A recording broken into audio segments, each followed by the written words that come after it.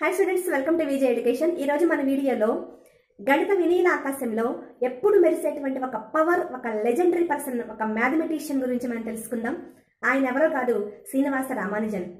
మరి ఆయన గొప్పతనం ఏంటి, ఆయన సాధించిన విజయాలేంటి అన్నీ కూడా ఈ వీడియోలో మనం తెలుసుకుందాం. ఒక వ్యక్తిని చనిపోయినా కానీ అందరూ గుర్తుంచుకోవాలంటే ఆయన 100 సంవత్సరాలు బతకక్కర్లేదు కదా. ఆయన సాధించినటువంటి విజయాలు ఆయన్ని తరతరాలు గుర్తుంచుకునేలా చేస్తాయి.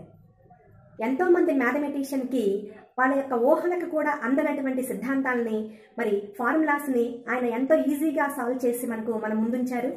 సో ఈరోజు మనం ఎనలిటికల్ జామెట్రీ కానీ, మరి ట్రిగ్నామెట్రీ కానీ, ఆయిలర్ థియరమ్స్ కానీ అన్నీ కూడా చాలా ఈజీగా సాల్వ్ చేసుకుంటున్నామంటే అలాంటి మహానుభావులే కారణం. ఆయన జీవించింది 33 సంవత్సరాలే అయినా ఆయన సాధించినటువంటి విజయాలు ఎన్నో ఉన్నాయి. ఆయన అనారోగ్యంతో హాస్పిటల్లో ఉన్నప్పుడు ఆయన్ని పరామర్శించాలని హార్డీ అనేటువంటి ఒక ప్రొఫెసర్ వెళ్ళారంట. అప్పుడు హార్డీ అన్నారంట, సారీ రామానుజన్, నేను రావటం లేట్ అయింది, ఆ ఆటో వాడి నెంబర్ లాగానే ఆటో వాడి కూడా బోరింగ్ పర్సన్, డల్ పర్సన్ అనుకుంటా అన్నారంట. రామానుజన్ గారు ఆ నెంబర్ ఎంత అన్నారంట. 1729 అన్నారంట. అప్పుడు రామానుజన్ గారు, సార్ ఆ నెంబరు చాలా పవర్ఫుల్ నెంబరు, డల్ నెంబర్ ఎలా అవుతుంది, ఆ నెంబర్ని 2 వేరు నెంబర్ల యొక్క ఘనాల మొత్తంగా రాయొచ్చు అన్నారట.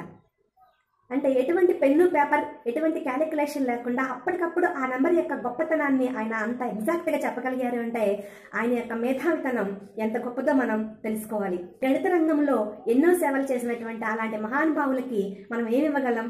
వాళ్ళ పుట్టినరోజు నాడో, వాళ్ళ చనిపోయిన రోజు నాడో వాళ్ళని స్మరించుకొని వాళ్ళకు ఒక నమస్కారం చేసి ట్రిబ్యూట్ అందించడం తప్ప.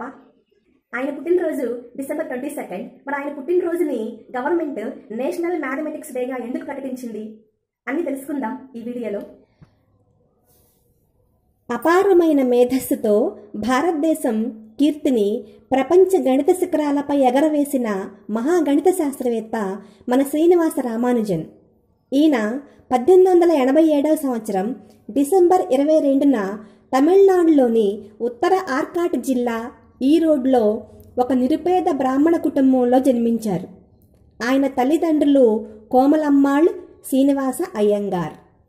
12 ఏళ్ల వయసులోనే అసాధారణ బాలుడిగా గుర్తింపు పొందిన రామానుజన్ ఆయిలర్ సూత్రాలు, త్రికోణమితికి సంబంధించిన అనేక సమస్యలు స్వయంగా సాధించారు. ఆల్జీబ్రా, ఎనలిటికల్ జామెట్రీ వంటి విషయాల మీద ఆయన 8165 సిద్ధాంతాలకు సొల్యూషన్స్ కనిపెట్టారు. రామానుజన్ 1909 సంవత్సరంలో జానకి అమ్మాళ్ అనే అమ్మాయిని పెళ్లి చేసుకున్నారు. 1913లో మద్రాసుకు వచ్చినటువంటి ప్రసిద్ధ గణిత శాస్త్రవేత్త మన రామానుజన్ పరిశోధనలు చూసి ఆశ్చర్యపోయి రామానుజన్ కనుక్కున్నటువంటి 120 పరిశోధనా సిద్ధాంతాలను ఆ కాలంలో ప్రసిద్ధులైనటువంటి కేంబ్రిడ్జ్ ప్రొఫెసర్ హార్డీకి పంపారు. హార్డీ వెంటనే రామానుజన్ను కేంబ్రిడ్జ్ యూనివర్సిటీకి ఆహ్వానించారు. అక్కడ విపరీతంగా కృషి చేసి కొత్త సిద్ధాంతాలను కనిపెట్టే నేపథ్యంలో ఆయన అనారోగ్యం పాలయ్యారు. ఫిబ్రవరి 28, 1918లో fellow of the Royal Society గౌరవం పొందిన 2వ భారతీయుడిగా గుర్తింపు పొందారు. 1919లో ఇండియాకి తిరిగి వచ్చిన శ్రీనివాస రామానుజన్ మన దేశ ఔన్నత్యాన్ని జగతికి చాటి చెప్పారు. ఈయన తీవ్రమైన క్షయవ్యాధికి గురై 33 సంవత్సరాల వయసులో ఏప్రిల్ 26, 1920న మరణించారు. కనుగొన్న ప్యూర్ మ్యాథ్స్, నెంబర్ థియరీ, మాక్ థీటా, స్వింగ్ థియరీ, క్యాన్సర్ పరిశోధనలు ఇప్పటికీ కొనసాగుతూ ఉన్నాయి. చివరకు హాలీవుడ్ వాళ్ళు కూడా రామానుజన్ మీద the man who knew infinity అనే సినిమా తీశారు.